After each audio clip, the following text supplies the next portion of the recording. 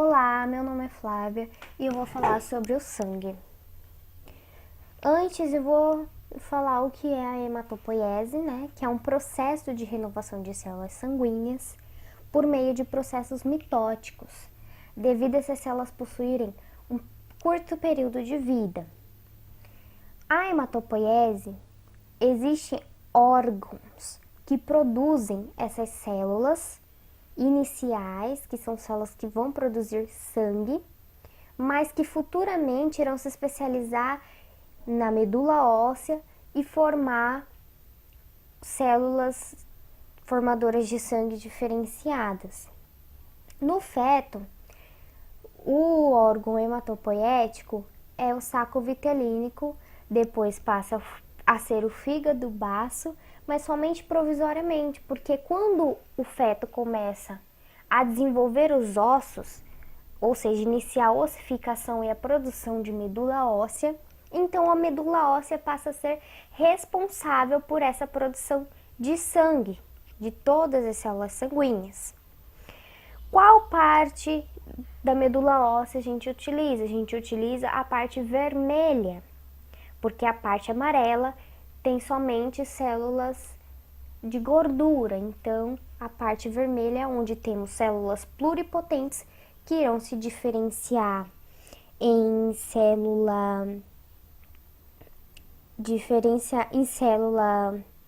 linfóide, célula mieloides, e essas mesmas células se diferenciarão em linfócitos, hemácias, leucócitos e megacariócitos. E a partir daí a gente começa a produção de células sanguíneas.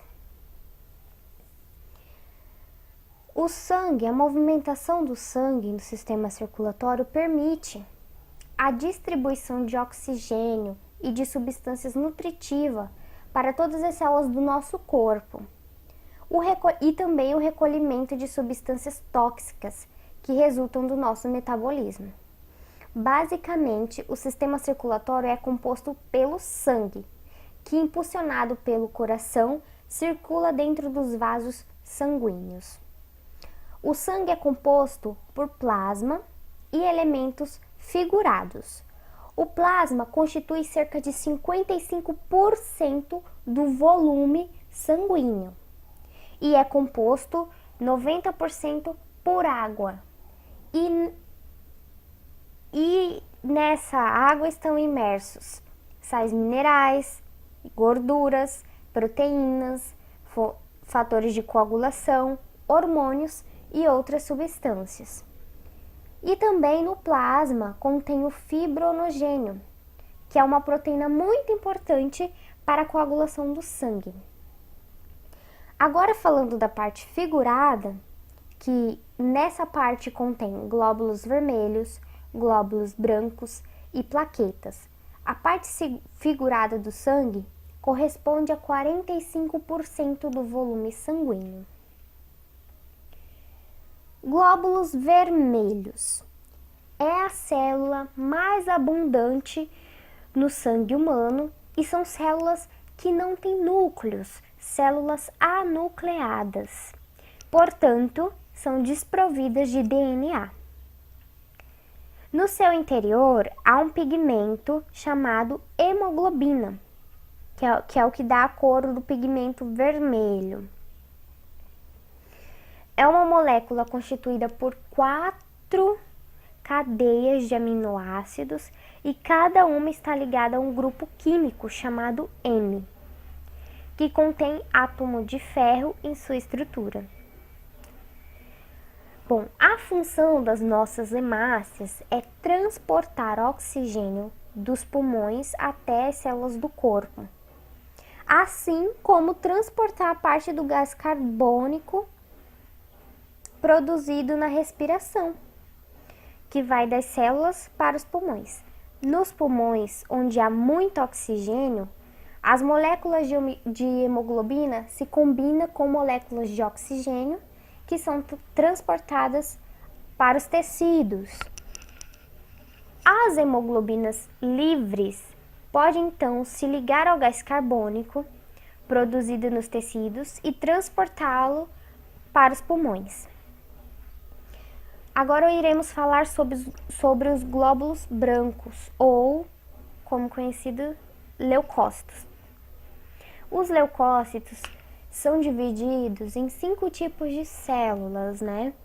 São células que possuem formas variadas, que possuem núcleos, que estão relacionadas com funções de defesa do organismo, por exemplo, para produzir os anticorpos, ou no combate de vírus ou células cancerosas, ou também fazer fagocitose de células invasoras ou de tecidos que não são reconhecidos. Bom, iremos falar agora sobre o neutrófilo, que apresenta um núcleo de 2 a 5 lobos e representa cerca de 40 a 75% dos leucócitos. Os neutrófilos são muito abundantes, né, na parte dos glóbulos brancos. Os neutrófilos é responsável por destruir partículas relativamente pequenas por fagocitose e são classificados como granulócitos por possuir muitos grânulos no seu citoplasma, e também são classificados como polimorfonucleares porque o seu núcleo é variado, se diferencia. Os eosinófilos, que é outro tipo de leucócito, apresenta um núcleo de 2 lobos ou bilobado, representa cerca de 1 a 6% dos leucócitos. Eles atacam parasitas e inativas substâncias que produzem inflamações. Já os basófilos têm um núcleo que apresenta 2 lobos, mas parece com uma forma de S, e representa cerca de 1% dos leucócitos. Libera anticoagulantes e também libera histamina. Os monócitos têm a forma do seu núcleo variada, redonda ou lobada, certo? Corresponde a cerca de 2 a 10% dos leucócitos. Eles originam o macrófago, que destrói partículas relativamente grandes por fagocitose. Já os linfócitos, que eles são agranulócitos, por possuírem pouco grânulos no seu citoplasma.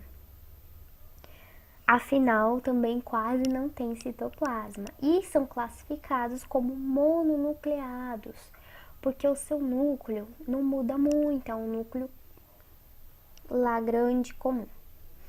Bom, o seu núcleo, como eu já disse, é grande, é esférico.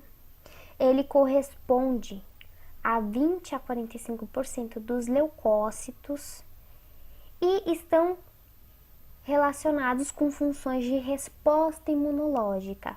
Logo, os linfócitos se dividem em linfócito B, que é responsável pela imunidade humoral, e diferencia-se em plasmócito e depois inicia a produção de anticorpos.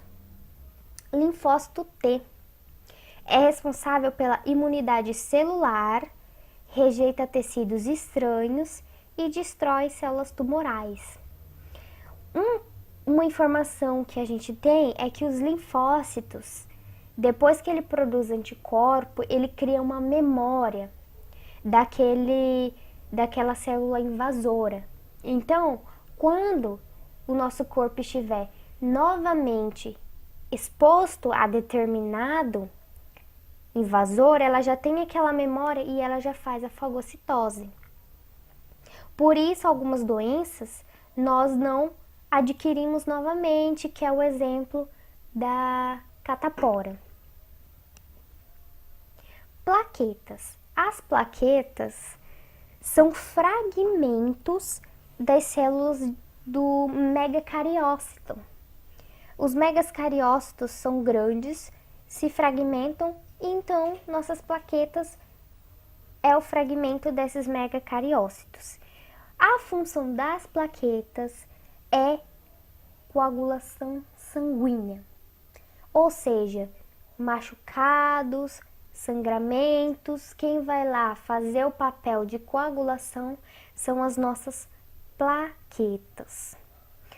Existe a contagem de plaquetas, que é que quando elas estão elevadas ou muito baixas. O que acontece?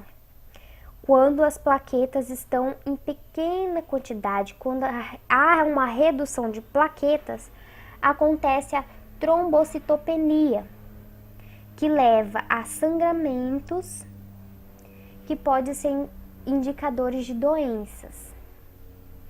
E o aumento das plaquetas, conhecido como trombocitose.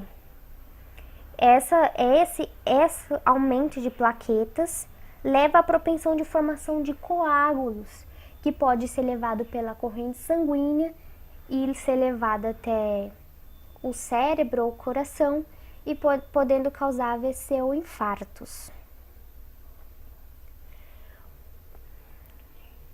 Muito obrigada, por hoje é só e até mais.